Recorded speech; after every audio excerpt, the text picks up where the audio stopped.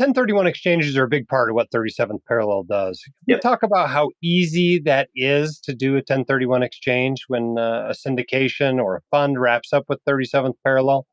So It sounds like it's pretty darn simple to go from one syndication 37th Parallel is running to one that to another one that 37th Parallel will be doing. What about going to like an outside fund or syndication? Do you help facilitate that?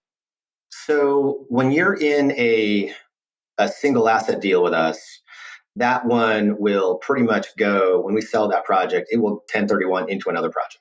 And you'll get to evaluate what that project is and decide, do I want to be in this deal or not? If you don't, then you'll get bought out, right? So we've done that on most of our deals in the past 6 years. So you'll have that opportunity. Then once you have those funds, you can do whatever you want with them. Okay. If you have a significant enough portion and you require like a drop in swap where you have to get a tick component, we can work with you, assuming it's enough juice where it's worth the squeeze, right? On the fund side, what we do that's a little bit different is we create almost like a 1031 model at the end of a fund life. So both for Fund 1 and Fund 2, they're structured such that at the end of fund life, some of those projects we may want to keep and recapitalize. Well, instead of just trying to close out the fund and creating a capital gain for every single investor in that fund, we can take those deals. The investor can put in their pro rata share of the deal, contribute that capital, we eject it from the fund, then it gets recapitalized, run on its own. It didn't sell, all right? So it's not creating a gain. And now you take that, and then that can 1031 later. So the idea is that in every single case, at the end, we want to allow someone to move into that capital gain deferred model. Okay.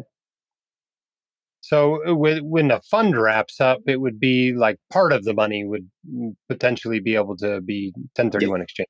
Yeah, because you don't know whether with all of those deals whether you're going. Let's say you have 10 assets, right? You might only want to keep, or it might only make sense to recapitalize 5.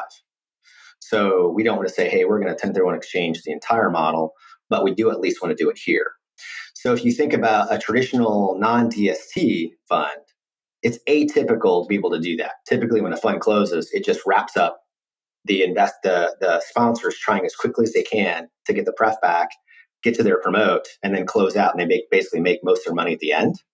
In this model, we're still looking to do that, but we'll contribute our gain into a deal and eject it and into a tax deferred model so it goes from a fund so it's 10 deals becomes 5 individuals and 5 sold. So you might cut your capital gains in half and you extend the rest.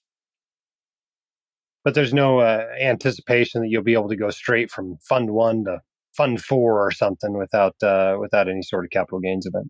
Yeah, you'd have to create a different structure to do that. That might not provide some of the same tax advantages in the fund life too.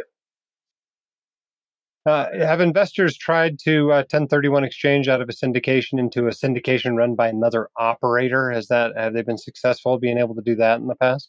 We've had a couple of larger players do that, where at the time that we were going to sell the deal, they wanted to move into a different market, and we were able to drop them into a TIC component where they could on their own. So they've got to manage their own timing, but if they need to structure to a TIC component on sale, then they can have that option. We just have to talk to that individual and see what the sizing looks like. What about any options to 1031 in to a syndication with you, or to 1031 into a fund coming from another operator? Yeah, no, because we're doing exchanges all the time, but when we do them, let's say that we're bringing 30 million of equity into a deal to buy a $70 million project, and it might need 5-10 million of incremental equity. Well, we have folks who reach out to us all the time about, hey, I want to do an exchange. Can I exchange into one of your projects? And they want to be in a single asset project. They don't want to fund. They want sort of address control. And we can absolutely do that. You have to match timing. 1031s they can be fun to deal with. So you never want to get a call and someone says, hey, I've got $5 million and my naming window closes tomorrow, right? But if we know in advance, we can work with them to do that. We've done that probably a dozen times. The hosts of The White Coat Investor are not licensed accountants, attorneys, or financial advisors.